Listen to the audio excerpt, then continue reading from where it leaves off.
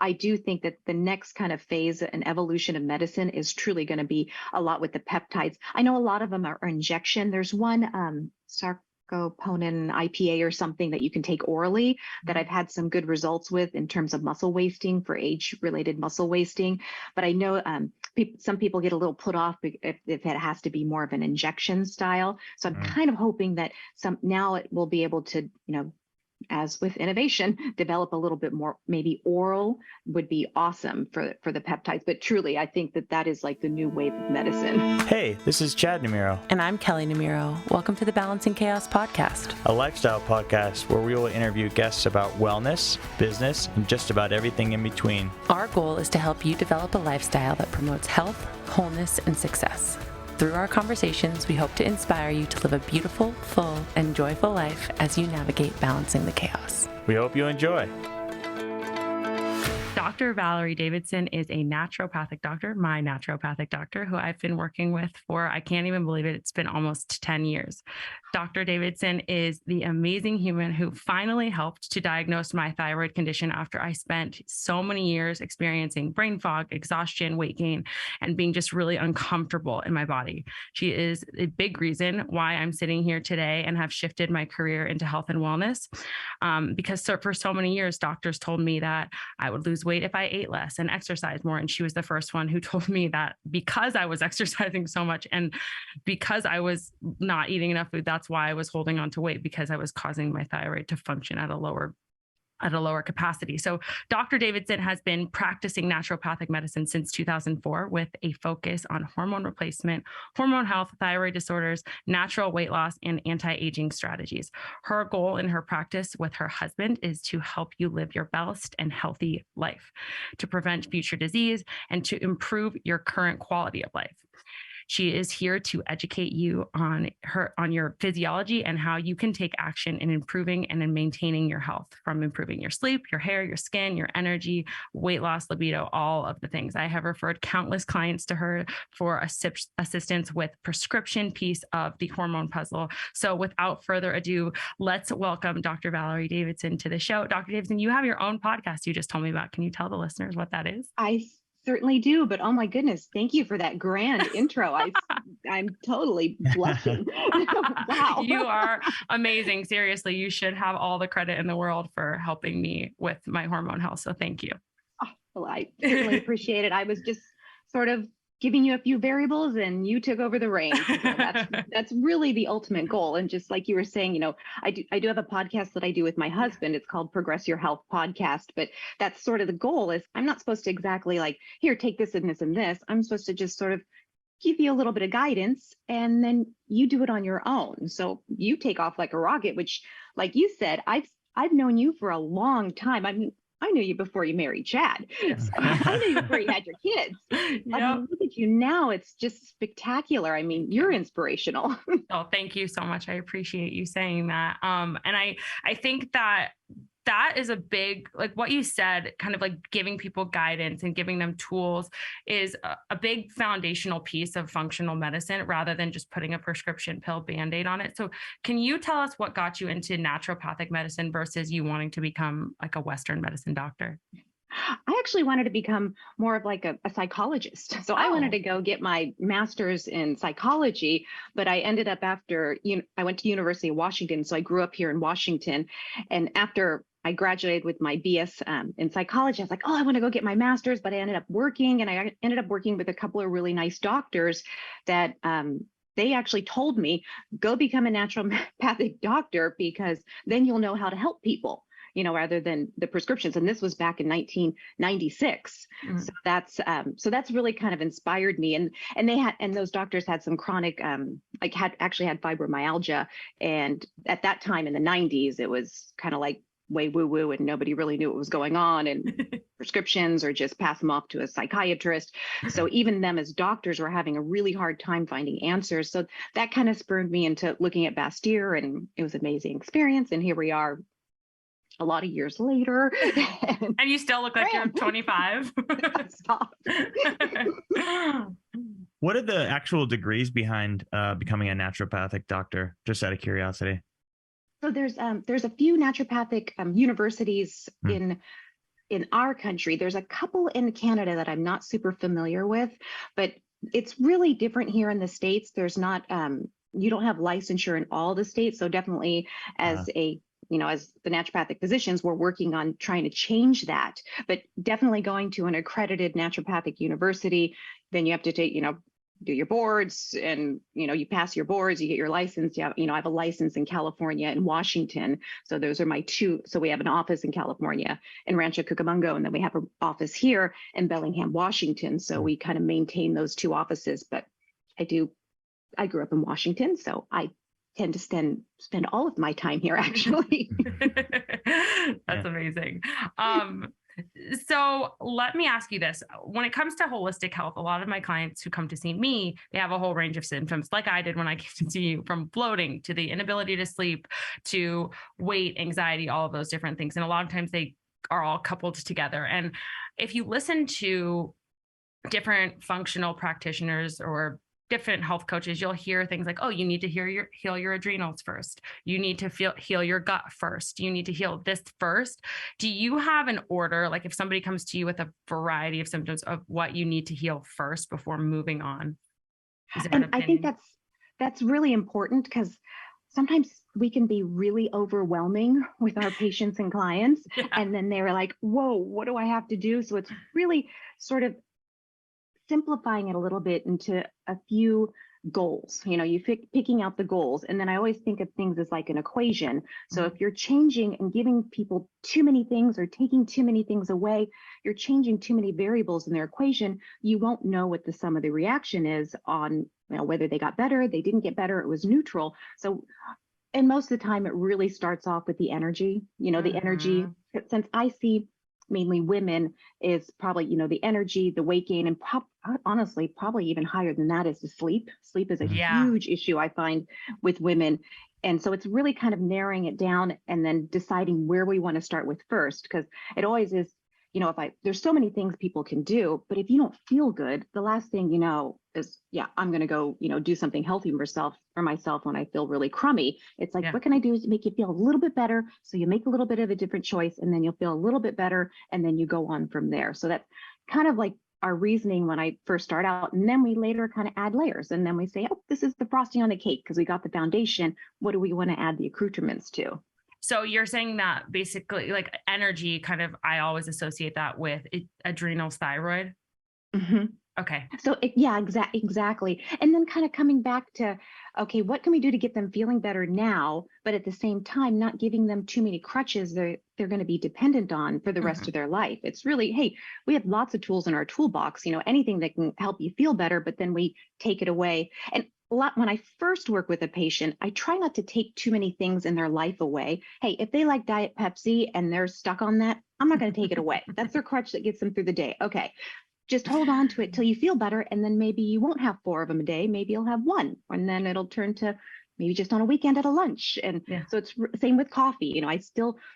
I know coffee is not the worst vice in the world, but I still feel like it's like a credit card. Every time you drink it, you're borrowing that energy, and then you pay it back with with interest, like on a credit card. So, am I going to take that away right away? No, we want to work towards that. But like you were saying with the adrenals and the thyroid, that's probably what I start out with core is those adrenals, because when the adrenals start to drop, then that thyroid starts to have to work too hard, and then it drops too. Right. So honestly, the ultimate goal is, hey, if we can lift up those adrenals, work on that thyroid, eventually everything me being an eternal optimist is maybe you can just keep going on your own without having to rely on these different tools. Right. I just had a coffee before the show. Like I said, it's not the worst vice in the world. It's really truly our 6-month-old literally he doesn't ever sleep, so we're running on fumes over here. Oh, Enzo, right? I was gonna say he was born in April. I remember we talked about well, hey, if only you could bottle that energy. But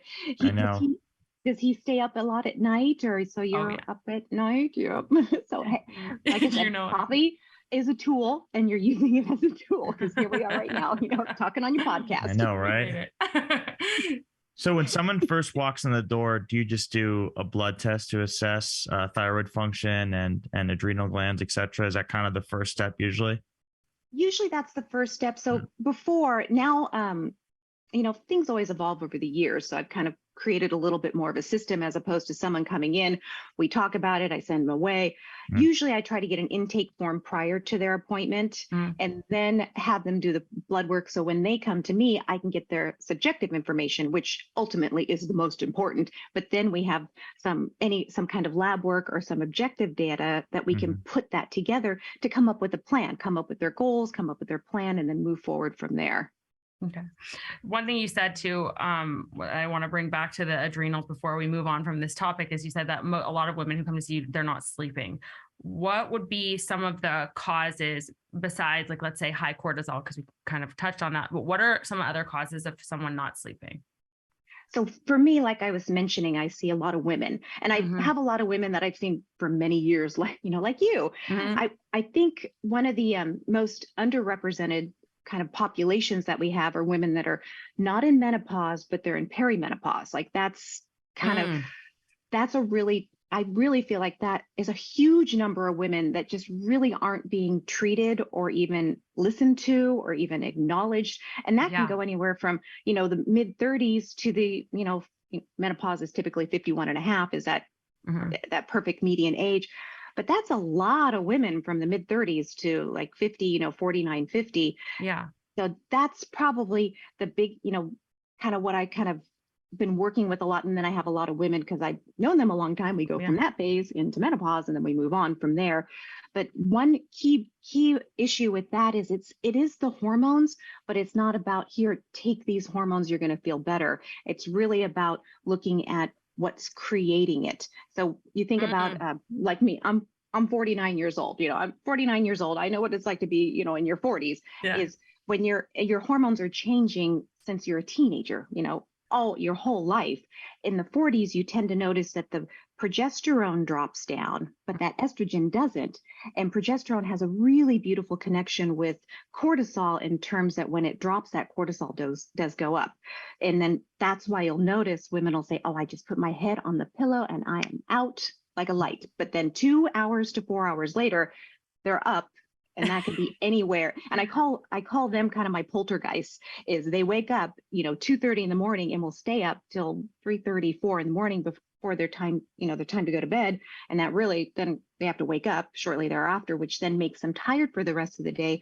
So yes, I'm fatigued during the day, but it's really because we have to try to balance those hormones, like you said, with the cortisol, with the progesterone, to try to get you to sleep. And a lot of times that has to do a little bit with GABA. I work a lot with doing working with pharma-GABA, because pharma-GABA can help bring down that cortisol, but it's a way without just saying, here, take some progesterone and go on your way. Because when it comes to hormones or anything, like, with treating your clients, there's no, one size fits all. It's not a cookie cutter approach. It's try to, figure out what the issue is. Right. Everybody's so different, and everybody's like ratios and values and all of that is so different. So if someone is in perimenopause, how would they know that? Because we talked to his mom, who is an OBGYN, and we talked in her episode a lot about menopause, because that's also an underrepresented portion of the population. But I think that they feel like they're not getting heard. But then there are the women who are in their 40s and late 30s who are also not getting heard, and they are uncomfortable. They might have irregular periods, but can you give them some of the other symptoms that might go along with that, so they could go get tested if they want to? Oh, yeah. So you're right. Menopause is, a lot of them get blown off, but there are treatments, and at least some part of the conventional medicine is recognizing that. When it comes to perimenopause, there really isn't a lot of conventional treatments other than, which they try to do, is try to give them anti-anxiety medications and antidepressants and, SSRIs, which is not the right Band-Aid to do. But that is one big thing, is when you're not sleeping, the fatigue. I'd say anxiety is a real big component with that, because estrogen is very stimulating. When that progesterone isn't being secreted in that luteal phase, which is that last half of the cycle, it can make somebody feel really anxious. And as a lot of people know, is with anxiety and depression are best friends. One leads and the other follows. So if there's some anxiety going on, there is a little depression following along right behind him. So that's one big issue, which is why a lot of perimenopausal women end up on some kind of, benzo or maybe a Zoloft because of their anxiety. That's a big one. And then what I do notice a lot with these women is, hey, we're menstruating. When you're in your 40s, you can still be menstruating if you have a uterus, is they tend, because that progesterone helps solidify the uterine lining and keep it a little more thin. It helps the architecture of the lining so it's not sloppy. Is when that progesterone drops, you can get heavier periods, longer periods, mid-cycle spotting, 2 periods in a month, which frustration. Yeah, which is annoying, right? Because it always happens when you're on vacation. It's totally annoying. But then you think if you're losing more blood, then you're making up for that 20-day or maybe even 21 or 14-day cycle in that case. Then you see that anemia. Then and then we see the low iron, and then you see the fatigue, and then you see the hair loss, and then you see, so many changes as it goes with that domino effect. But I will have to say, kind of circle back to those symptoms when in the 40s. And I know people say, hey, it's just age, but I think age is just a number, is really once you hit that perimenopause phase, it's like, 12 to 15 pounds just like magically appears. It's like, where did it, overnight, where did it come from? Because there is that, like you were saying about the cortisol and the progesterone, that connection that tends to put on the weight kind of more in the middle. So before I let Chad ask a question, because I think this topic is so fascinating. One last thing is that you said, you look at what's causing that imbalance. So what do you see is most commonly in your practice causing too much estrogen, not enough progesterone? Yeah. And it's kind of where you'll see because estrogen's the best hormone in the world. I mean, she's awesome. She's the best, but kind of a runaway train if she doesn't have anything to kind of buffer and rein her in. So what you'll see is it's not necessarily that the estrogen drops, but that because the progesterone drops, it makes her sort of like, oh, I can just get away with anything I want. So that's what you'll notice. And what you'll find too is, and I'm sure that Chad, your mom has seen this all the time, is these women are menstruating, they're having a period, they come in and they run their hormones, typically an FSH, which is a follicle stimulating hormone, a signal from the brain, which tells you how the ovaries are working. The reference ranges on a lot of labs are really vast, that a lot of times that FSH will look like they're in menopause, but they're not. So FSH works in a negative feedback loop where if the FSH starts to go up, that means that ovarian function is going down. The hormones are dropping. So you'll see the FSH start to rise, kind of like, when you ask Chad to take the garbage out, if he doesn't take it out, you just raise your voice until he does. So that's what that FSH is trying to say to the ovaries. And of course, he always does, right? He always does. Always. I think I'm the only one that does. Right. I think it would be the reverse here. The reverse. Yeah. But you'll see these FSH numbers that are looking like, oh, look, the reference range says I'm postmenopausal. Like, you're not postmenopausal, you're making estrogen. When you're looking at their blood work, their estrogen isn't suppressed, depending on where they are in their cycle, because every day is different in terms of the hormones, and they're having a period. So the last thing you want to do is say, oh yeah, you're menopausal, let's put you on some kind of hormone replacement or estrogen. That would just make them feel like they're a PMSing, 14-year-old girl. Yeah. I think that's super helpful for our listeners. I think that, getting your labs tested is priority number one, and then working with someone who knows what they're actually doing. Because like you said, it changes over the course of days. So you want to make sure you're testing on the right days and all of that kind of stuff.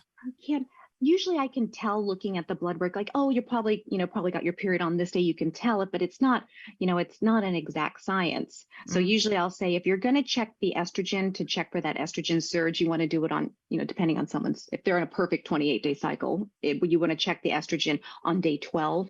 If you want to check that progesterone, which we're checking for ovulation, is you want to check on day 21. So in a perfect 28-day cycle, that's when a female's progesterone is going to surge, is on day 21. Okay, perfect. That's super helpful. And then if they're in perimenopause and you check them on day 21 and it's low, then you know that they're not ovulating and that they're not making that progesterone. Okay. Oh yeah, that's definitely, I think, something that we can circle back to too, is like the idea of ovulation. And because I know that when I first came to see you, I was dealing with amenorrhea. And so I definitely want to touch on that topic for sure, but go ahead. Yeah. I've since realized that timing of the day for men more so is critical for blood tests. Like testosterone, you're supposed to test in the morning, right? Ideally, yes. You want to take it in the morning.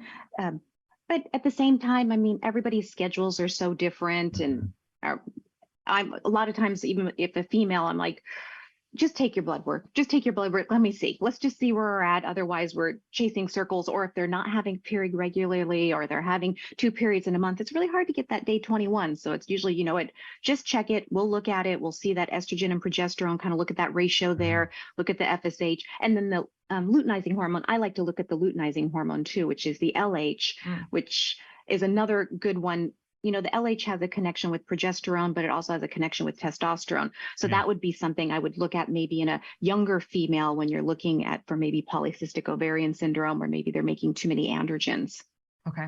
Yeah. And that LH controls or partly controls testosterone production in men, right? Oh my gosh. Yes. For men. Yeah. The LH is that's, like I said, take the garbage out, so if you're not making the testosterone, that LH will go up and up and up and up. And then that, hey, it's maybe coming from more of a primary source when you're looking at it in a younger man. I mean, you don't want to put a 35-year-old fella on testosterone. That's, you want to find out, well, why is it low? And usually it's low because they're probably having too much sugar or refined carbohydrates. There's probably some extra weight on there, probably some prediabetes or some or high insulin or insulin resistance. You always see kind of this inverse correlation between high insulin and low testosterone. And then also certain medications that men are taking can also kind of cause that as well, cause that higher insulin and that lower testosterone as well. So it's the opposite in women then, right? Like if you see someone with PCOS, insulin resistance, higher insulin also means higher androgens, higher. It does. Okay. And with PCOS, one other kind of, because a lot of women I have actually kind of make a little extra testosterone. It might be off the board, off the charts, but they make it, and that gives them drive and ambition, and that pushes them to what they want to do. And you don't necessarily want to stunt that kind of, personal hormonal profile. So one thing that I'll look at in terms of kind of differentiating PCOS, because polycystic ovarian syndrome, a lot of those women don't have a bunch of cysts on their ovaries, but they still name it that. It's really kind of an inaccurate name. Is I'll look for that LH FSH ratio, where that LH is 2-to-1 to the FSH. So let's say the LH is 10, the FSH is 5, the LH is 20, the FSH is 10. So if you have that 2-to-1 ratio or higher for that LH, then we're probably suspecting some kind of PCOS, where PCOS is really an umbrella. Not everybody has all the classic symptoms, but they might have some of them. So we want to differentiate, well, which ones do we want to work on in terms of that's not making, your quality of life. Right. So with men with low testosterone or women with high androgens, do you do diet? Is diet the first thing to go to? I mean, food is medicine. It's so foundational. It really is. But then there's that part about, reality in our society is, sure, you can tell them you need to eat better, but are they? And a lot of doctors are jaded in that. You see somebody with high cholesterol, you say, oh, doc, I can do it on my own. But it just keeps going up and up and up, because they're really probably not getting a lot of that, advocacy. They're like, hey, you got to change something, but they don't really have the help to change it. So that's where coming back to that foundationally and saying, okay, what can we do to really work on your diet and lifestyle? Like what you do, and that's why it's really more of a team, not just you go see one person. You really got to have your team. But then it's sometimes, like you're mentioning about the adrenals and the thyroid, if there's something I can do to help them feel better, and then they'll say, oh, I feel better, maybe I won't go for the soda pop, or the mood food or the comfort food. And then, then I'll stay away from that. And then I feel better. And then we start to take away some of the crutches that we're using. Yeah. Yeah. What are your thoughts on diet? For example, do you believe in food sensitivity tests? Do you believe in the blood type diet? Do you think that they should be highly modified, based on who they are, et cetera? Or like, how do you approach that? Do you think there's a one size fits all, or it's pretty dynamic? I think the topic of food sensitivities is really interesting too, because that's like so many people like, oh, I'm sensitive to like 5 million things. Like I can't eat anything now. So I would love your thoughts on that. And that is kind of a weird sort of Pandora's box, because, broccoli is a great food, but someone says, I'm sensitive to it, or I can't have vanilla, or I can't have the spice or ginger. I think that, those delayed hypersensitivity reactions are real, but why don't they happen every time? So it's kind of, I think it's more about working on the digestive system and the gut so that you can tolerate it. I mean, if I didn't have water and I had to drink out of a mud puddle, I would, probably wouldn't feel great, but I would, you want to be able to have a strong digestive system that maybe I'm eating something that isn't great for me, but I'm not going to feel horrible the next day. I mean, we all have, Friday night movie night. We can't be perfect all the time. I do think, there are some exceptions like Hashimoto's. I really think you should be gluten-free. I do think that that is, a cross-reactivity in the immune system. That's probably an important thing there. But I think in terms of, oh yeah, I'm sensitive to all this stuff, I'm just going to avoid it. It just really restricts someone's lifestyle and their diet, and you're not really getting down to the cause of it. Do you, in your practice, do any of like the stool testing to see any of those gut conditions like small intestinal bacterial overgrowth, all of those different types of things? I used to do them a lot. I don't really do them so much anymore because they're literally kind of messy. They're not, they're messy. And for some patients, it can be a little pricey too. Usually you can tell from the symptoms that, okay, we've got some SIBO going on. We've got some dysbiosis going on. What can we do to, to heal the gut? But at the same time, people are people. They're like, well, what can you give me to heal my gut? When it's really, well, it's what you're going to be eating and your lifestyle and what you're exposed to. I wish there was a magic pill that would do that, because they'd be lined up down the street around the corner, right? Yeah. So the reason I asked that is because, as you know, I mean, I dealt with some Candida at the beginning, and I was getting like chronic yeast infections, and it was just like a whole like disgusting. You don't want to hear about that, do you? It was a whole like what you just said, mess. And once I healed my gut, like all of that started to go away. But the diet had to be a little bit more restrictive at the beginning. No processed sugar, things like that. So is that something that you'll tell people like, oh, okay, like at the beginning, it might be a little more restrictive, and then you can move on with your life and eat what you want, but you have to have a little discipline? Oh yeah, absolutely. I mean, that's where it starts with, it's not easy. So that's where I think sort of that advocacy or staying in touch with somebody, because you can't say, well, don't eat that, do this, and then they're on their way. And it's really hard when they get back into their own environment with their family and their friends and their work. It's, they don't have that structure. So I do think like kind of what you have with your community, it really empowers people to understand other people have it, but then also to stay the course. Yeah, I think that it's so helpful to have a constant support system is important, and all that. Like you said, eating is tied so highly to emotions and all of that different type of stress, all of these different things. And so changing your gut health can be one of the more challenging things. But in your practice, this is kind of a two-pronged question. Is it almost like a one size fits all, where if there's come to you with dysbiosis or gut issues, you're like, okay, this is what you need to do, like for every single person? Or are you same thing, like with hormones, like kind of taking a more tailored approach to each person, saying this is what you need to do? Yeah, exactly. You want to tailor everybody's different, male or female, different ages, what their background is, what their stress is. I think stress wrecks everything. So you can try to be working on, any kind of digestive issue, even any kind of hormonal issue. If that elephant is in the room, you're just dancing around it. Right. So it really depends on the person.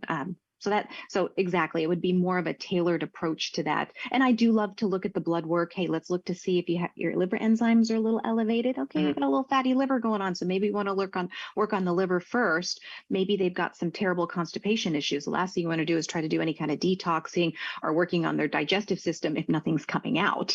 Right. Then it's just going back into the system. So it's really kind of teasing apart that person. So that's why I think it's so individualized in what, goals we're trying to establish. And also to compliance, that's one big thing is, a lot of patients, we want to find out if I give them 10 things to do, they don't want to do them. What can we do in terms of compliance? I even have some patients, they can't even swallow capsules. Yeah, that's okay. Then we figure out what can we do with powders? What can we do with tablets? What can I do with sublinguals? Everybody's different. Okay. I think that's probably a really important piece of the success that you have. Because one of the biggest things I see that people come to me for, whether it's in my Instagram DMs or it's in, my practice is bloating. Like I'm always bloated. So if you could give 3 tangible tips for somebody who says I'm always bloated and you don't know about their blood work, what would you tell them to do? definitely dial back to the food. I do find for females that they're really sensitive to oxalic acid, that if they, and we want to eat our, our raw kale, our raw spinach, but doing that because there's so much oxalic acid in there, there's some people that are just super sensitive to that. So I would say test it. And instead of eating raw spinach or raw kale, blanch it, because as soon as you add some hot water to it or heat it up, that oxalic acid goes right down the drain. And then see if that causes an issue. I had one patient, she was having anxiety, and we kept trying to figure where is this? I know this anxiety is coming from something. And it turned out she was sensitive to oxalic acid, but because it would cause that bloating, she felt it kind of up here, and it felt like anxiety to her. And then once we said, okay, no more smoothies with raw kale or raw spinach, just, blanch it or steam it or, that kind of thing, then it actually took care of it, and she doesn't have that anxiety anymore. So that's one thing is about the food. I do find that fiber is great. Fiber is really good to clean everything out. But sometimes I do find some females, especially some hypothyroid, it's just, I don't know if it's a correlation or what it is, but those hypothyroid gals, we tend to be a little sensitive to fibers. But I say, back down on the fiber for a little bit and then reintroduce it really slowly. I find that that's kind of like a little hidden culprit in terms of things you wouldn't think about is like, oh, back up. And then also, of course, constipation. They might feel like, oh yeah, I go to the bathroom every day, but do you really go to the bathroom? Do you feel like you're truly eliminating? Because if you're not truly, the intestines are so long. If you're not eliminating, then that is going to create, there's so much bacteria there that's going to propagate and create more gas and more gas. So sometimes we try to, I'm like, I'd rather you go more than not go than go less. Let's try to really get you cleaned out and see if that helps with that bloating. How much fiber should a woman be getting a day? There used to be all these little equations, and you should get 30 something grams of fiber a day. I think it really depends on the person, what they, I love certain types of fiber, I'll eat lots of different fiber. And then sometimes there's other fibers I don't like, or one day it just, I didn't end up getting enough fiber that day. So I think it just really depends on the person. Okay. What about carbohydrates? What are your thoughts there? That again, some people, there's so many different diets out there. There's been so many different ones, paleo, Mediterranean, keto, now, carnivore. There's so many things. And sure, not, some people might gravitate and resonate with one of them and somebody else wouldn't.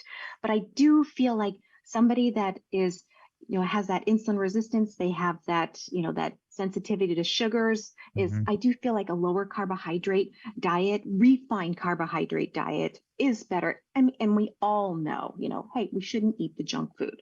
We just shouldn't be eating junk food. But so it's, but I don't think that there's really, I don't think that people should be afraid of carbohydrates. Or not have any carbohydrates. But I have some patients that are straight carnivore and they feel fantastic. And then I have a lot of patients that are plant-based and they love it and they are so happy with it. It just really, I just feel like trying to restrict ourselves just starts to mess with our brain. That it's really just about, hey, I know candy isn't great. I'm not going to eat it. I know that refined, muffin scone thing is not something I want to have every day for breakfast. We all know that's probably not. Yeah. So it's really kind of trying to find that balance. Yeah. Once in a while. I'll say this about the blood type diet. I downloaded the app and it was telling me what foods, I jive with and which ones to avoid. And it was quite interesting. The ones that I was told to avoid were a lot of the foods I don't really like anyway. Yeah. I don't know. Talked about that. I like more of a plant-based diet and I'm A positive and that's more. I was going to say, you're A. What are you, Chad? What's your blood type? I'm O positive. Oh, me too, which is like the most common. That's like, like 40% of the population or something like that. But yeah, it's, I do think that there's especially that first book that D'Adamo wrote in like 96 or 97 was so interesting. It was just like, that's such a good read. Then of course he came out with a few others and, a little bit different with the RH positive and negatives, but it definitely is literally, food for thought. I think it's really interesting. Yeah, definitely. So we talked about food a lot. Let's go back quickly to adrenal function and the adrenal glands. Tell the audience effectively what they are, what they regulate, and then what causes adrenal burnout? Is it? I guess I'm over here sitting like thinking that like everyone listening is like one of my clients and knows exactly what the adrenals and the thyroid do. So I think that's a really I can like speak to it. I'm like, hey, you're going to burn out your adrenal glands. I'm like, I think that's true. So I know that outside stimulus, coffee, I think stress, those things affect it, but does diet as well. So yeah, just tell us what they are and what they do and how to create like a healthy adrenal function maybe.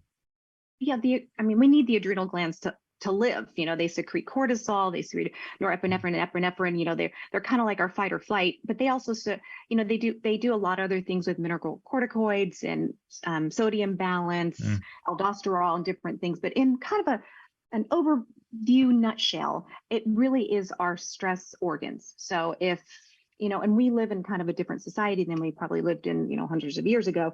If a bear is going to come and get me and bear's running at me, my adrenal glands are going to secrete a ton of cortisol, a ton of adrenaline, norepinephrine, epinephrine, and that's going to immediately pull glucose from my large muscles, mainly like glutes in your quads, and then I can run like the wind or I can fight it. And how long is that going to take? That's going to take maybe 15 seconds. So then you kind of dial that back into our society. You're sitting in front of your computer and you get a really nasty email or you get a really bad phone call or you're watching the news and that same, stress response comes up, the same, because your body can't differentiate between the bears coming at me or I just got, some really bad news or it's same. But the key there is that cortisol goes up, the glucose gets mobilized from the large muscles, but you don't run like the wind. You sit there and you ruminate or you get upset and then then you have that glucose come up. I'm not utilizing it. So the pancreas secretes that insulin, opens up the cell to allow. So that's what insulin's job is. It opens up the cell to allow that glucose to go in so I can shuttle it and utilize it. But if I don't utilize it and run like the wind or fight the bear, then you just store it. So that's where you see that non-caloric weight gain. Like you can gain weight without, shoveling in the sugar. It's because I'm sitting here, but then there's that little flip side. So I got that horrible email. It really stressed me out. That cortisol went up, the glucose went up, the insulin went up, put the glucose into the cell. I ended up storing it. Now my glucose kind of is a little lower than it was to begin with. And I'm kind of grumpy. So I know I'm going to go buy myself a donut. And then you're like, you're just sort of propagating that. So that over time is where you see some of that non-caloric weight gain. But that's a lot of stress on those adrenals because we're not supposed to have the up and downs of that cortisol. If anything, ideally, cortisol comes in a diurnal curve. It's highest in the morning, so we're bright-eyed and bushy-tailed, and then it comes down at night so that I can go to sleep and sleep good all night, and then it comes back up again. When you have a disrupted diurnal curve from a lot of stressors, whether it's good stress or bad stress, it's still stress. Even physical stress, training for a marathon can kind of disrupt some of those adrenal gland function. Is you'll start to eventually see that diurnal curve start to get disrupted where that cortisol doesn't come up in the morning. It's staying up at, the cortisol comes up at night. So you're burning the midnight oil and then you can't sleep. And then when you finally do, it's time to wake up for the morning. So you start to see some changes in the way the adrenals are functioning. And they typically, kind of a common phrase for it is adrenal fatigue, but it's not really fatigue because those organs are healthy. They're not tired. They just are inappropriately secreting the hormones that we naturally want them to. So in some ways, it's almost like adrenal dysfunction. They're just trying to save you. They're just trying to, trying, our body is trying to work for us. We're just not creating an environment that's conducive to that. So that's where like the yoga and the meditation and finding that balance and not over, doing too many things for too many people and, taking care of self before taking care of others. So that's really part of that adrenal, like you said, burnout. In some ways, it's not like like I said, they're tired and the adrenals have checked out. They're still healthy. They just aren't, they're like I said, sort of dysfunctional in what they're secreting and how they're, performing. Taking care of ourselves before others. I think we should lock Enzo in a room next time he starts crying. Well, a lot of things are easier said than done, right? Yeah. That's from what I gathered, it's just, you're not going to avoid stressors, period. Right. But from what I gathered, and you touched on at the end, which is going to be my question, is I think it's just your response mentally, especially to those stressors. Yeah. So, receiving that email, you do have a choice in certain ways of how you're going to react and how your body's going to react. And so obviously meditation, breath work, exercise, all the things help. And I assume that priorities, not sweating the small stuff. Cause a lot of times when people have a little bit of that disrupted adrenal function, they start to really sweat the small stuff. Their stress threshold gets short. Like, you forgot to pick up the dry cleaning. I have to go pick it up. What? It's like, it's a catastrophe and it really isn't. It's like, we'll get it tomorrow. So that's what people mean when they say that you kind of get addicted to that cortisol, because it's like your reaction kind of becomes like how you respond over and over again. You have that reaction. There's kind of different phases of, what they call sort of adrenal insufficiency or adrenal dysfunction. Is you have the normal response. Bear comes, I run away, and then I'm happy or I die, and then it's over. So it's, the first response. And then there's that kind of heightened cortisol, where the cortisol is kind of high all the time. And those people that's where they gain the weight. That's pretty much, I would say, more common. They're kind of a little more weight, a little hot. Sometimes you'll see high blood pressure, sleep issues. It can push over to being where that cortisol is just low all the time. I mean, these are kind of like the zombies. They're kind of a little more thin. They just lethargic, just really can't get going. They just really can't get that going, because then I would consider that more of like a burnout type. Yeah.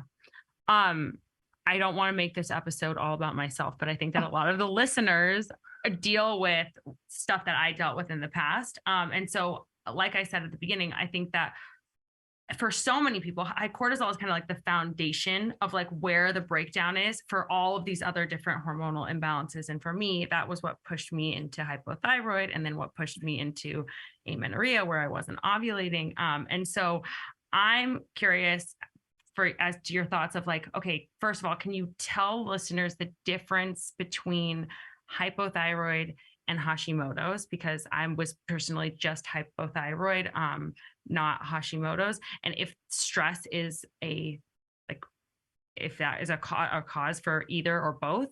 And then same thing with like irregular periods or absence of ovulation. Is stress or high cortisol a cause for that? I do think having those adrenals push out all that cortisol when it's maybe not appropriate for the situation does put a burden on that thyroid. So you will see we'll see the thyroid function start to go down. Now, I do feel like there is, genetics. Some people can inherit hypothyroid, and, the thyroid just works here and instead of working here, and then you just got to make up the difference. That's really legit there. But I do feel like that stress can induce kind of like a subclinical hypothyroid, or maybe even a true hypothyroid, where if you work on those adrenals, kind of support the thyroid, you can get them back to, get that thyroid back to working. You can get it back, and they don't have to be on medication anymore. There is always that possibility.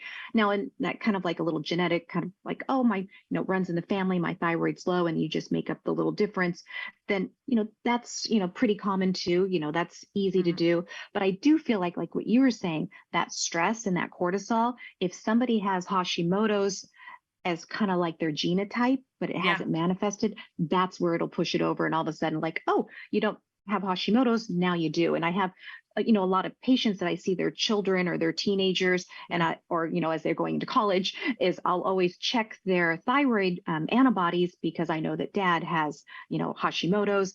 Let's check it, and always, maybe even in some ways, kind of maybe through lifestyle or even supplementation, kind of support their adrenals so it doesn't have that tipping, in case, they have that genotype that could, potentially be that phenotype or manifest into hypothyroid Hashimoto's. So this is just another example. We've talked about this on the podcast before, that your environment, your lifestyle is what causes your gene, 90% or 85% of what causes your genes to express themselves. Yes. Yeah, exactly. That kind of genotype, phenotype. So you put the person in a certain environment. I mean, if we all went and lived on Club Med and just kind of like didn't have to do anything, we probably wouldn't even have thyroid and adrenal issues, but, but that we don't live in that kind of world. Right. So the difference between Hashimoto's and just regular hypothyroid is just the autoimmune component, right? Yeah, yeah. So, hypothyroid, hey, the thyroid's working here instead of working here, and people are different. They might say that thyroid's working here. I feel better when it works here. I feel better here. That's a little more individualized. But like you were saying with Hashimoto's, that's where the immune system attacks the thyroid and then creates these antibodies. And over time, it can cause the thyroid to start to decline. It can actually cause nodules and cause the thyroid to, you can get a goiter, you can, change in size. So that's why it's always with Hashimoto's, I love to do thyroid ultrasounds after a while, just to make sure that it's looking good. Because once you can kind of treat that hypothyroid Hashimoto's with the, that autoimmune component, then you can usually get their thyroid looking pretty good. Yeah. What about with, the amenorrhea or irregular periods?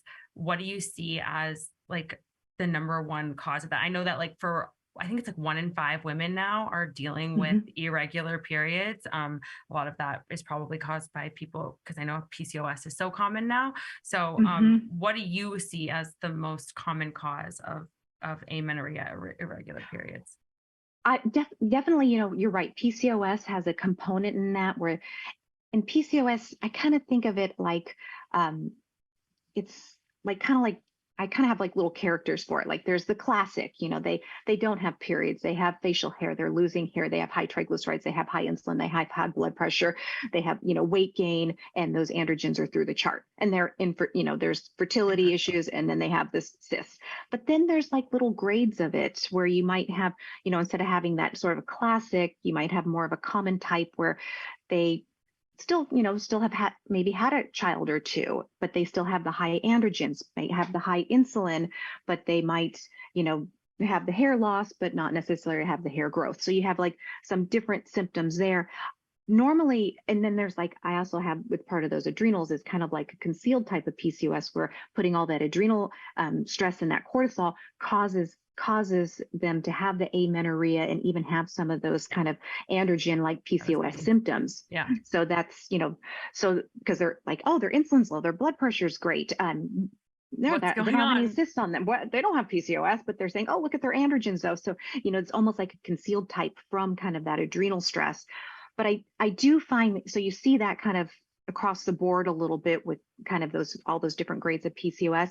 But I do find with hypothyroid, that you'll kind of get two sides of it where they'll have heavy frequent periods, or they'll have really long cycles, like, oh, it's like 58-day cycles, 43-day cycles. They still have a period every once in a while. They're just really long cycles. So that's common in hypothyroid, but also with hypothyroid is heavy periods, because that thyroid is sort of upstream from the female reproductive system. So when someone's saying, oh, my periods are heavy, you think, oh, well, maybe we should give them some progesterone, or maybe they should go on birth control, or maybe this, but you're like, no, go up here where the thyroid and the adrenals are. Once you work on that, then downstream, the female hormones kind of fall back into play. So you kind of see both sides of it really with that hypothyroid or that low thyroid. I think that's so interesting. I always tell people to look at it like a pyramid almost, where the adrenals are at the bottom and then the thyroid's in the middle, and then the female hormones are at the top. And so you kind of have to work backwards sometimes if you have, like you said, irregular periods. I think that's a good, I like that thought. Yeah. With the pyramid, that's great. Yeah, for sure. I think that's really helpful for so many women. It's like, okay, now I can know I need to go and I never thought about it that way until I talked to you. I need to look at my stress. I need to look at what I'm eating. I need to look at all these other things before I just say, oh, I'm going to slap a birth control pill on this, because that's not going to fix the problem. Yeah. And it's just such a small Band-Aid. Yeah. I mean, truly small. Maybe it might make the periods regular, and birth control can clear up the skin. That would be but it's such a small Band-Aid for so many symptoms that it's accompanying. And then once you take that Band-Aid off, then, it's all back to square one. Yeah. Yeah. Talk to us about peptides. They seem to be all the rage right now. I seem to be hearing about them more and more and more from all kinds of individuals, doctors, etc. We had Gary Breck on the show a few weeks ago, and he's a massive proponent of it. So effectively, they're a way for your body to ingest a medicine and make their own hormones, right? Or you're stimulating the process that makes, the natural hormone in a body. What are your thoughts on the right those? ratio? Is that right? I think peptides are kind of the new kind of phase of medicine. It's, medicine, technology, everything's, innovation and changing and evolving. But I do think peptides are like, we're there. So I'm, that's still, I'm still learning about that. But I do think that the next kind of phase and evolution of medicine is truly going to be a lot with the peptides. I know a lot of them are injection. There's one, sarcopenia IPA or something that you can take orally that I've had some good results with in terms of muscle wasting for age-related muscle wasting. But I know some people get a little put off if it has to be more of an injection style. So I'm kind of hoping that now it will be able to, as with innovation, develop a little bit more, maybe oral would be awesome for the peptides. But truly, I think that is like the new wave of medicine. Yeah, definitely. We've heard so much about it. And I think that, if people can get that where they're producing the hormones in the right ratio, rather than having to fix estrogen to progesterone and all this, it would be so helpful. Yeah. And that's where less is best. So you're not, and that's always how I am is, hey, the less we can do, the better, and more letting the body take care of itself, because the body inherently can heal itself. It's powerful. Absolutely. Yeah. I know a few men who are taking a peptide for testosterone, and it's under the tongue. Oh, that's so cool. Mm-hmm. Yeah. I think it's nightly, maybe 3 months on and then a month off or something like that. But, seems to be pretty cutting edge for like a younger male, let's say 40s, who maybe has lower testosterone and they don't necessarily want to do injectables, etc. And so, yeah. And you think testosterone too will reduce the sperm count to almost nothing. So if a man wants to, hey, they want to be on testosterone, but then they might want to have a baby, or like, that's going to no, that's not really going to jive unless you took them off of it and then try to get that sperm count, but then they have that crash. So it's really, so you're right with a younger male. Sure. Older men, they call it, menopause. You got menopause, you got menopause, sure, things do decline with time, but for a younger man, that actually sounds really encouraging to have something that's sublingual, that's not going to have some of the negative side effects. I know for young men, they might take like HCG to try to raise up that luteinizing hormone. There's a few other things you can take to try to raise up that luteinizing hormone, but still with everything, you want to, weigh the costs and, the pros and the cons to that. But that sounds really interesting with the sublingual peptide. What, just quickly for the men in the back, what in your opinion is going on in the world of testosterone? Like, it seems like low T is more prevalent. Maybe it isn't, but it certainly seems that way. I read in like a natural function, I think once you turn about my age, actually at 36 or so, men start to lose like 1% of their testosterone every year, give or take. That seems natural. It seems like there's a more rapid decline. The infertility thing, like more couples have infertility nowadays than they did and that's the direct function. So I guess what do you what's causing low T, I guess, and in your opinion, is it more prevalent today compared to decades ago? It does, just like with obesity, obesity has come up so high ever since, honestly, I think since high fructose corn syrup was invented. I do feel like I was saying earlier, that testosterone will drop when that insulin goes up. A lot of doctors don't check insulin. It's kind of incredible that they don't, but they just check the glucose. And, I'll just, personally, like this must have been in 2008 when I checked my dad. I love my dad, but my dad does have diabetes and he won't listen to anything his daughter says. Well, maybe a little bit now that I'm older, but back in 2008, 2009, his glucose, my glucose is fine. It's 88. It's 88. It's 88. I checked his insulin. His insulin was 46. It was the highest one I've ever seen. And the ridiculous reference ranges they have on LabCorp and Quest is like, 2 to 24 or 21. I think one of them might be 19.6. That's a huge reference range. Really, for a fasting insulin, you want to be 9 or below. 5 is like, 2 to 5 is like great. So my dad was 46, and I said, this is not good. Eventually, that system is going to break, and that glucose at 88 is going to go up to 140 and 200. And sure enough, it eventually did. he's working on it now. And actually he's kind of reversed it quite a bit in the last, since I moved to Washington in 2017. With you as his daughter. Yes. So maybe he listens to me a little bit more. Actually, it was because I put a CGM on him, a continuous glucose monitor, a Dexcom 6. I put one of those on there. So when I told him, you know, that Raisin Bran that you eat every day that probably tastes really yummy, that you've ate since you were 6 years old, and now you're like, 60 something, he's like 70 now, is he wouldn't listen to me. He put that CGM on and his glucose went up to like 220 or 280. It was like insane. He was texting me, my glucose is, maybe you shouldn't eat Raisin Bran every morning. And I think he even put banana and some sugar in it too. You're like, yes. But the data taught him. So I really think, with the invention of high fructose corn syrup and, Costco, where you can go and buy like huge bags of cookies and chips and whatever pretzels you want, I really think it's the food. Hey fam, if you are listening here, then you may be someone who deals with chronic overwhelm, bloating, anxiety, and weight you can't lose, maybe hair loss or skin conditions.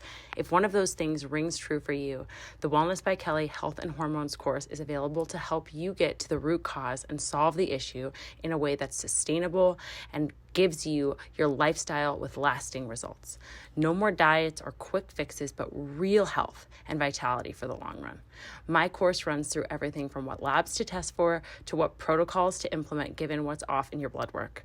We cover a variety of hormonal imbalances and how to heal them, plus the mindset work that you'll have to do to change your habits. If you're ready for an environment where you can learn the tools and truly heal to feel your best, most aligned, light, confident version of you, then this course is for you. If you're feeling called to join the WBK Health and Hormones course, head to the link in the show notes to learn more, where you'll get my membership included with your purchase. I'm so happy that you brought that up about insulin and insulin resistance, because I think, like you said, not enough people check it. Like I always tell people, you said 9, I always tell people I want to see it like below 8 if you actually want to lose weight. And I think that so many people, like they're so frustrated that they can't lose weight and they have no idea what that number is. And so I think that bringing up the example too of your dad with the Raisin Bran is really great, because a lot of women I see will say, oh, well, I ate a banana and some oatmeal for breakfast, and like that's low calorie. And it's like, okay, but that is not what is going to be what gets you to lose weight. So for you, can you tell us, like, if you see, I'm sure you see a ton of women who want to lose weight. That's probably like one of the number one things. What is a common thread of something that people are doing out there that they think is going to help them lose weight that's actually doing the opposite? I think it still does come back to, even though we know it's not a good idea, and granted, I remember the 90s when everything was fat free, but it was always exercise more and eat less. Yes. Even to this day, it's 2020s. Come on, exercise less or exercise more and eat less food is not going to work. But it always, I still think that people still have that mindset, and that's the biggest thing. So they start off good, like, and even intermittent fasting, which is pretty awesome, but it still caters to that less exercise more, because then they just don't eat anything. Well, I don't have to eat anything until noon. I'm like, well, maybe you do. Maybe you need some fuel. And then, of course, by the time evening comes, because they haven't eaten anything, then it's like an extracurricular activity to eat something. It's like a part-time job. And because biology will always win over willpower. Always, eventually. So like you were saying with those insulins, when you see your clients and their insulin is over, not, even 11.5, 13, they're not going to lose weight. Like, I need to, go to this party or this wedding in 4 weeks. You're not going to lose it in 4 weeks. With an insulin that's higher, it's going to take time, because it took time for that body to get to that point. It's going to take time to reverse it. So I think also kind of changing some expectations on, hey, this is a process. This isn't like, you paint over the walls and it's good now. It's really, truly a process. But I still think, and I even have trainers and I love them and we laugh about it. Like, I just can't get out that idea of just eating less and exercising more. Oh yeah. But it's like, it doesn't work. Yeah. I can't tell you how many women have come to me and at like, oh yeah, my trainer said 1,200 calorie day diet. And it's like, that is not the right answer, because then you're just choosing all the low calorie foods, not the foods that are actually rich in macronutrients that are going to nourish you. You're basically, most people are eating carbs only. And then that's where you get into the insulin resistance and everything. It's really the only way to keep it at 1,000 calories is to eat just, it's not, but it won't win in the long run. And then, like I said, it's a process to get there that then you can the body is so smart. It's like, oh, well, you're not feeding me, so I'm just going to kind of readjust my metabolism and my metabolic output. And then they wonder why they're tired in their nails and their hair. And, it's just a whole domino effect. So if someone knows they have insulin resistance, what's one thing, just one really simple thing that they can do starting tomorrow morning? Really cut the refined carbs down. You don't have to go down to, I eat 25 carbs a day. That's like so low, and nothing like that. And I don't even try to encourage people really to count calories or count macros, because I think for a lot of us women, it kind of messes with our psychology. And then we're, especially if we're kind of a little OCD and a little anal, then you're really fixated on it, and it almost is depressing. But I just say, just cut down on those refined carbohydrates and increase up your protein. Just increase up and try to do the protein during the day. Don't do it at night. Eat something during, even the morning, just increase up that protein. You'd be so surprised at how much energy you feel, increasing up the protein and increasing up the water. Just that would be like the one thing. And then of course we all know is when you're hungry, that donut and Starbucks drive-through sounds really good. But when you, shove a hard-boiled egg in, or maybe some nuts or some nut butter or something, that you can just drive right past that Starbucks. It's, you're not starving. Because the protein is going to fill you up. It's going to satiate you. You don't feel like you are like, again, like biology, you're not biologically like, oh my gosh, I need those processed carbs. So I think that's very helpful. I've been having a protein shake within the first 30 minutes of waking up for 2 months or so now. And definitely seems to balance out my blood sugar. Difference. Yeah. And everyone's different.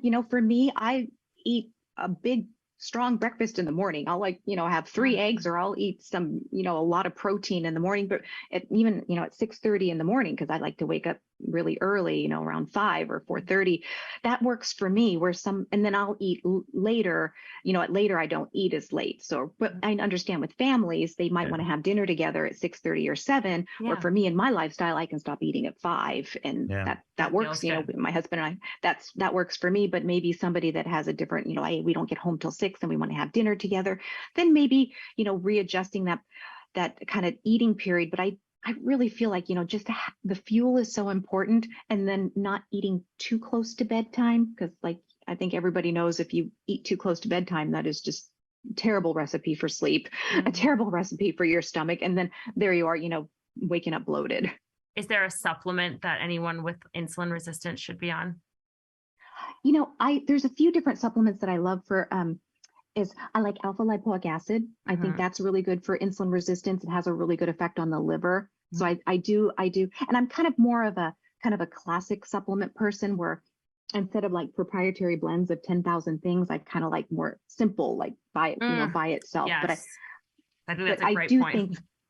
And that way I know how many milligrams of something that someone's getting. But I love alpha lipoic acid. I think it's really good for neuropathies and nerves, and for insulin. That's one of the kind of the first thing. I mean, there's, there's so many things you could do. Okay. I do think kind of one of the newer things that I've been kind of interested in is kind of NAD precursors. I think that those can really help with energy, that's a really nice thing, so that people aren't really, because a lot of times people go for the sugar because they're tired, and then and the body is really, the body only thinks about right now, what's going to get me through this minute, because it's living minute to minute. So if I'm tired, I eat sugar, it doesn't realize 15 minutes later I want more sugar and I'm more tired. So but, it's biology. Yes. What do you think about nootropics? If you have a philosophy on those, they're popping up everywhere, and there's a lot of brands that are going after it. Yeah, they are really interesting. I don't know a lot about it, so I don't want to say too much, but I have taken them myself, and I can't take them. I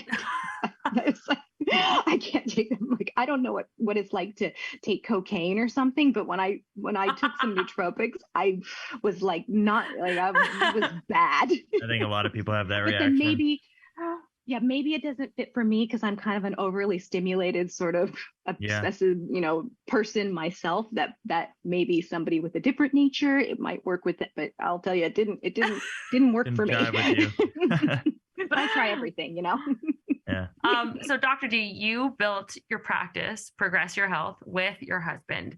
Can you tell us a little bit about what that's like, what it's like working together, how you guys, built up a successful practice with clients that now you're seeing, like you said, you've seen, my mom and then me, or like generational, of families. Mm-hmm. Can you tell us how that kind of started and what that looks like for you guys? Well, like they say, an overnight success takes at least 7 years. So it really took a long time. I mean, we've been together for over 20 years. I mean, we got engaged in 2003, but we didn't get married till 2010 because I drag my feet on everything. but we originally started out where, I was, practicing in Las Vegas, and then he was practicing in California. So we had sort of like a part-time marriage, which was fun. It was fun. I worked a lot, and then we'd have great weekends, and it was good. But we always knew we really wanted to bridge that together because we wanted to spend that time together, just like you two. It's like such a partnership. That was what kind of spurred us into coming here to Washington, because my family's here, and I really wanted to be close to my family, and we wanted a full-time marriage. And hey, let's try it. And I mean, it could have been good, it could have been bad. We're like, okay, but it went good. It went good. But it really kind of brought us together a lot closer, because we're also two different people, but we're not like opposites. We're very similar, but he's he really does well with the men. He loves cardiovascular disease, the MTHFR, because of his dad.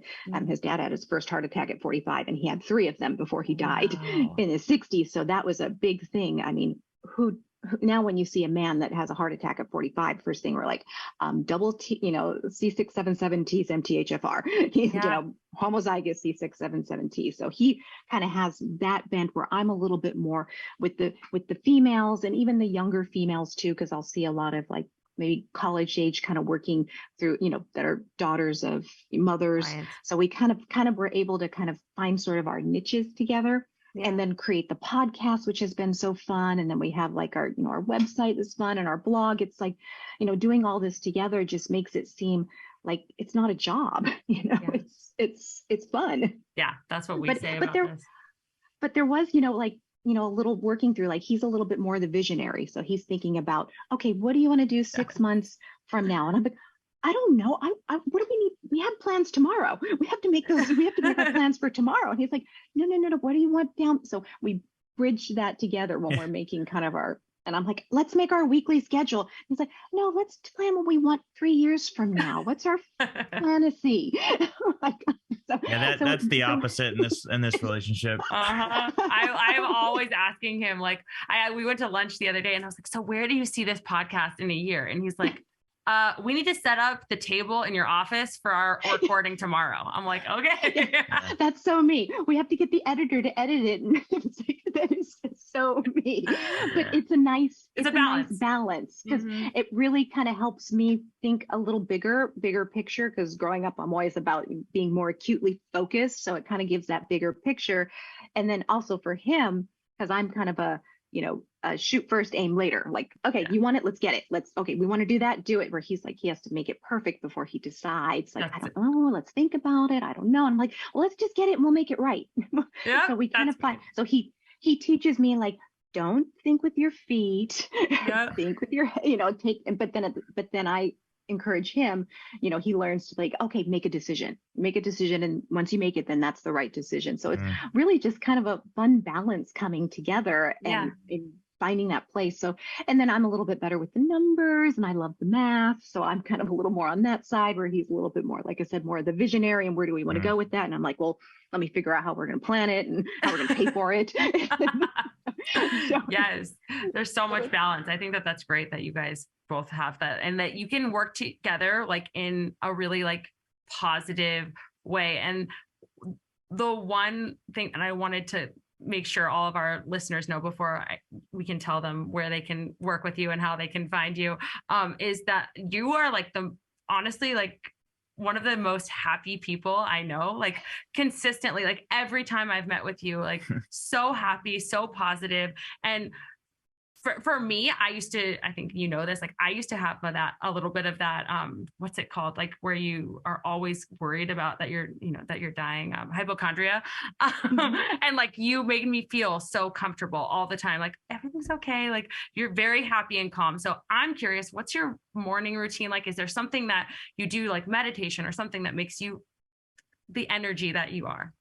I think I've always been a little bit more of that optimistic person, and that's just me. I think life is supposed to be fun and inspiring, and we want the dreads.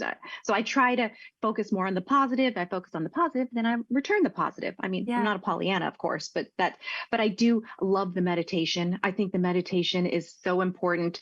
That's why I like to wake up early and exercise.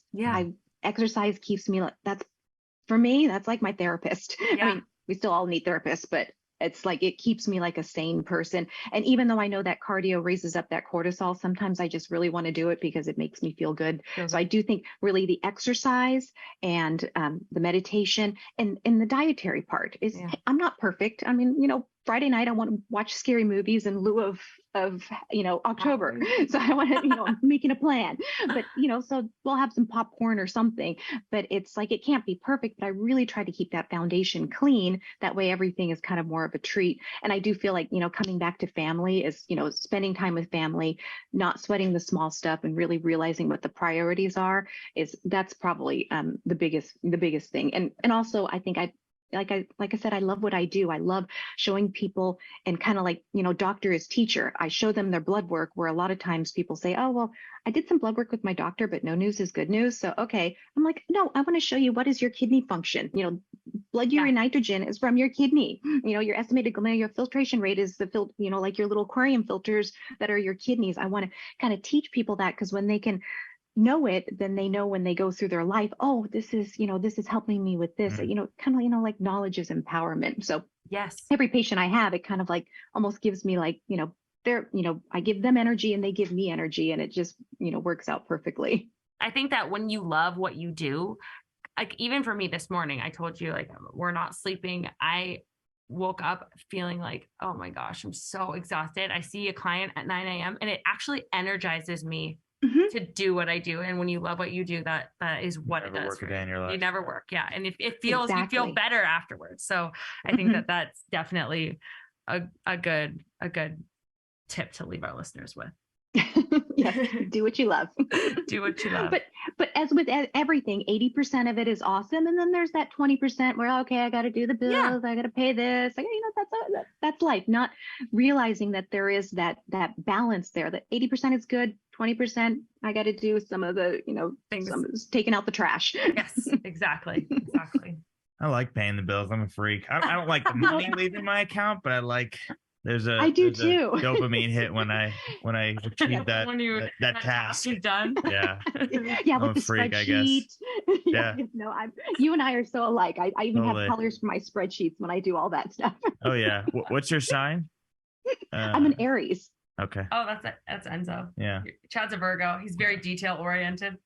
Oh yes, the Virgo. Erica's a Virgo. Okay. She works so amazing for me. Your assistant. She's a medical. Is it her title, medical assistant? Or office manager. She's amazing. She's like the best. She gets back to you in like everything. 2 seconds. Mm-hmm. Yeah, she's awesome. So Dr. D, if somebody in our audience wants to work with you, I know you're like crazy busy. What's the best way for them to, like, I guess the word's not apply, but to like look into that? Oh, my husband is taking some new clients, and sometimes we have, people on a waiting list. So definitely I just say, go to the website, progressyourhealth.com. There's a phone number on there, and you just call the phone number. There's an email also too. I think it's contact@progressyourhealth.com. And then there's a phone number on there. If somebody wants to talk to a human, but really just going to the website, or if they have some questions, like I said, doing more the email process. Okay. And then they'll do an intake form. And then from there, you guys will give them lab work and that's like, and then we kind of get, Erica's probably the number one person that does all that stuff with coordinating, kind of that patient coordination with, who are you? Let's get your labs. And she's really good at, I want everything. Like if you have any past labs from other doctors, I want to see that data so I can compare. Right. Like, for you, even, a lot of people, I have their blood work from 10 years ago. So I love to see, okay, what was your blood work 10 years ago and what is it now? And is it the same? Because we don't want good to go to bad or even excellent to go to good. We want excellent to stay at excellent or go from maybe good to excellent. Yeah. And I think that one question that will also be helpful for listeners who feel like they're not being heard, like we talked about the perimenopause women and stuff like that, like where they normally would sit with a regular doctor for, let's say, 5-6 minutes. How long are you seeing them for when they come, into your, I know you see people over the computer. Yeah, a new person, usually I try to spend about an hour with them because I want, I want to get to know them. Like I want to know who their kids are. I want to know what their life is like. And then, I want to know, like, I know people, their kids are in college now. And like, I remember when they were in, little kids. I started seeing you when I was in college. That's crazy. So I love that, to take that journey with you because it's not really just about, these numbers on a lab work and what kind of prescriptions or even what kind of supplements are you taking? It's, about that relationship. So, usually I like to spend that time. And then with return patients, I usually spend anywhere between 30 minutes or 45 because, we get to chat and we're, down this road. Amazing. Well, we know you're super busy. Thank you for taking the time to be with us today. We're so grateful. I honestly feel like you're such a wealth of knowledge. I could sit here. We could do this again, hopefully, because there's so much more I could talk to you about. So thank you. Tell our listeners, I know you said progressyourhealth.com. Do you guys have social media anywhere else they can find you? We probably should, but it's just our website and your podcast. Podcast, the Progress Your Health podcast. So we have the podcast and then we have the website. So it's got everything on there with the blogs and whatnot. Okay. That's probably a ton of helpful information too in your blog. So I love that. That is a resource for them. Thank you so much again. We're so grateful for you. Amazing. Thank you so much. Thank you. And it's so good to see you too. So yeah, I had such a great time. So thank you for the invite. We'll have to have you back on in that case. I would love it. Thank you. We really hope that you enjoyed that episode. You can follow me on Instagram at Wellness by Kelley. And if you're new around here, you can sign up for the WBK 7-day free trial where you can get access to all of my low impact workouts, blood sugar balancing, plant-based recipes, and guided meditations, all available on wellnessbykelley.com and on the WBK app. Hey, thanks for listening. Please make sure you rate, review, and subscribe to the podcast. You can also connect with us on social media at Wellness by Kelley. Drop us a DM for who you want to hear from.